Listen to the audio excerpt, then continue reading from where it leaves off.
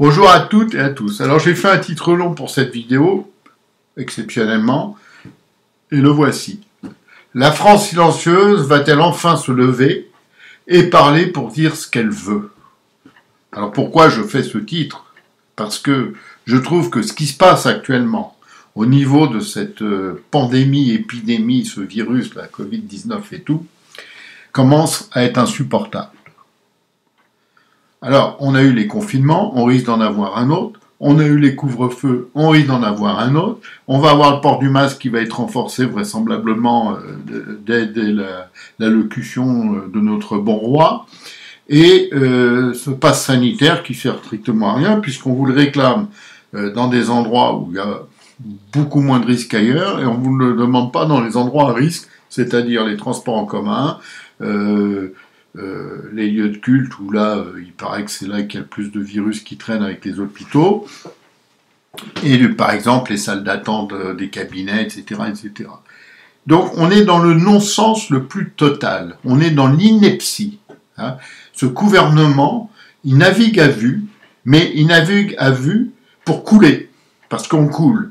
Mais là où il est intelligent, notre bon roi, c'est qu'il fait des déclarations, vous pouvez vérifier sur un site qui est terrible pour ça, ça s'appelle Élysée.fr, c'est le site officiel de l'Élysée, et là il y a tous les discours du bon roi, et dans ces discours, vous allez voir que c'est un bon discours marxiste, ou socialiste, vous appelez ça comme vous voulez, proudhonien des familles, et on retrouve les mêmes accents qu'à l'époque de Mitterrand, là, quand c'était l'union de la gauche, etc., le programme commun, tatati, tatata.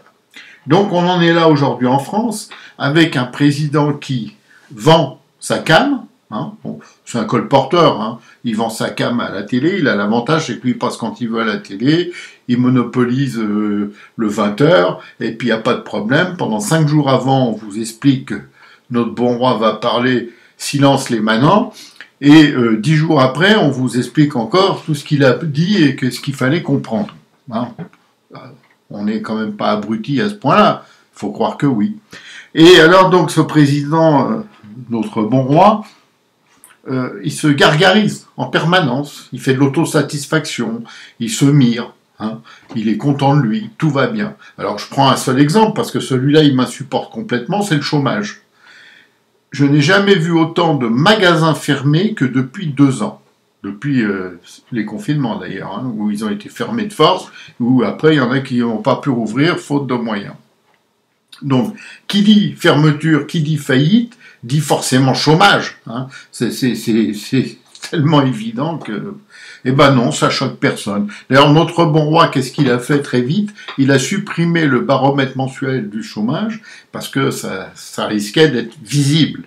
Que comme ça, on n'a plus de statistiques, on n'a plus rien, on a juste le monarque qui vient à la télé, qui vous dit tout va bien, alors le travail c'est formidable, il y a moins en moins de chômeurs, etc., etc.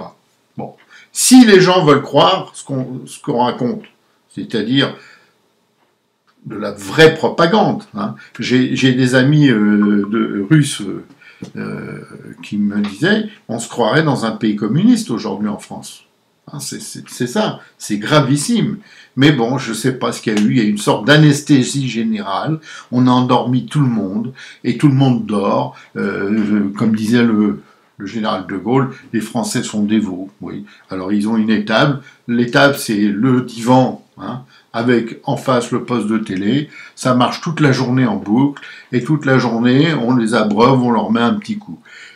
J'avais lu le livre d'Orwell qui s'appelle 1984, qu'il avait écrit en 1948. Il faut savoir qu'Orwell, en plus, c'est ça qui est amusant, est un ancien communiste, donc il savait de quoi il parlait. Il a créé ce livre où il raconte une société qui vivrait en fonction d'un écran. Il n'y avait pas tellement de télévision à l'époque, donc le gars, il avait été vraiment visionnaire. Il serait là aujourd'hui, il se dirait, ben, j'avais raison. Hein. Il avait inventé le terme de Big Brother. Big Brother, c'est le gars qui vous surveille et qui vous dit ce qu'il faut faire. Hein. C'est une sorte de gourou, quoi. Ben, je crois que si on regarde bien notre bon roi, aujourd'hui, c'est Big Brother. Voilà. Il y a une similitude absolue dans le livre que j'avais lu et le grand monarque d'aujourd'hui. Regardez quand il a commencé son quinquennat, qu'est-ce qu'il a fait? Il a déambulé tout seul dans les allées du Louvre, il est monté et puis il a parlé à la foule comme un roi, quoi. C'est-à-dire, voilà. Par contre, pour l'incompétence, hein, pour tout ça, on est au top avec eux. Parce que toute cette bande-là qui nous gouverne, que ce soit Véran, Castex ou autres, Darmanin, etc., on a l'impression qu'ils connaissent pas leur sujet. On a l'impression qu'ils sont complètement à côté de ce qui se passe. C'est dramatique. Là où ils ont une chance inouïe, par contre, ça je vous le dis aujourd'hui, c'est qu'en face d'eux, il n'y a personne. Il n'y a personne. D'ailleurs, dès que quand le bon roi a parlé là, il y a quelques jours à la télévision pour se vanter de ses résultats, mais on aurait dû même organiser, hein, toutes les oppositions auraient dû se réunir et organiser une manifestation pour dire il a menti, il nous raconte n'importe quoi. Rien, il n'y a rien nu. C'est le calme plat, peut-être le calme plat avant la tempête, j'en sais rien, mais c'est complètement plat. Par contre, il y a un autre sujet qui, lui, va revenir en force dès qu'on aura fini avec cette pandémie, c'est la laïcité en France, la religion qui nous veut du bien. Elle ne nous veut pas du bien, elle veut notre bien, c'est pas pareil.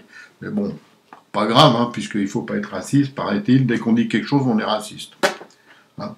L'autre jour, là, j'ai vu sur un réseau social bien connu qui s'appelle, je crois, Facebook, on supprime des articles et on vous dit, alors ça c'est extraordinaire, nous avons un média indépendant qui dit que ce que vous avez publié est faux. C'était pas moi qui l'avais écrit, ce sont des gens qui mettent des articles, vous savez, sur les pages de ce réseau, et ils vous mettent un article, un commentaire ou ce que vous voulez, et là vous avez une suppression qui se fait directement par le réseau en question. Et c'était quoi le média indépendant? C'était l'AFP. Alors, comme média indépendant, l'AFP, c'est pas possible, puisque c'est un média qui est complètement dépendant. C'est carrément la voix de son maître, quoi. Et on en est là. Ou alors c'est Le Monde qui a créé un truc de checking. Ils appellent ça checking, hein, maintenant, parce que ça fait mieux que de dire surveillance ou vérification, c'est checking. Faut être à la mode, les gars. Hein. Checking. T'as le checking, voilà. Alors donc, ils ont fait quoi? C'est eux qui décident si ce que vous dites est vrai ou faux. Alors, je redonne l'exemple que j'ai déjà donné. Hein. Demain, vous allez en justice, et l'avocat adverse sera le gars qui va après être le juge du procès. Donc, si vous gagnez, là, il faudra vite acheter un billet de loterie nationale, donc de l'auto, tout de suite.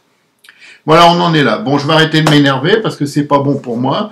Mais en attendant, la France, elle, comme le camembert, elle coule tranquillement, sereinement, je dirais même, grâce à Macron. Faut lui reconnaître cette qualité. Hein. On y va, mais alors bien, hein, au fond du gouffre, tranquille. On n'a plus qu'à finir tout ça. D'ailleurs, il l'a dit, notre bon roi. Je veux déconstruire la France. J'aurais préféré qu'il dise ce jour-là, je veux reconstruire la France, ça aurait été un peu mieux. Mais non, déconstruit. Et ça a choqué personne. J'ai pas entendu ni les grands du LR là qui sont en train de nous raconter des conneries dans leur espèce de comment ça s'appelle, de primaire déguisée en conseil ou je sais pas quoi, en congrès, machin truc. Mais enfin bon, c'est une primaire, hein, pour un chat. Alors faire une primaire qui se termine en décembre pour une élection en avril. Techniquement, je pense que c'est très nul. Bah, on verra le résultat, il sera mauvais. Ensuite, vous avez les autres là, qui sont un peu plus à droite, soi-disant, et tout. Pas un mot non plus. Vous pouvez chercher, personne ne dit rien. Et c'est là pourquoi Macron il a une chance d'être élu, parce qu'il n'a pas d'adversaire à sa taille. Parce que pour battre quelqu'un comme ça, il faut être quelqu'un qui écoute, qui comprend ce qui se passe et qui va être performant après dans un débat. Parce que vous ne pouvez pas être performant dans un débat si vous ne vous êtes jamais opposé à quelqu'un. C'est pas possible. Ça, vous le verrez, parce que le débat, ça sera, je suppose, courant avril. Dans 5-6 mois, hein, ça va passer très vite. Donc, comme je le dis toujours, pour finir, on est super mal, on est même plus que mal. on est très mal, etc. Bon, ceux qui partagent, je leur dis toujours merci parce que ça fait plaisir. Ceux qui s'abonnent sont les bienvenus.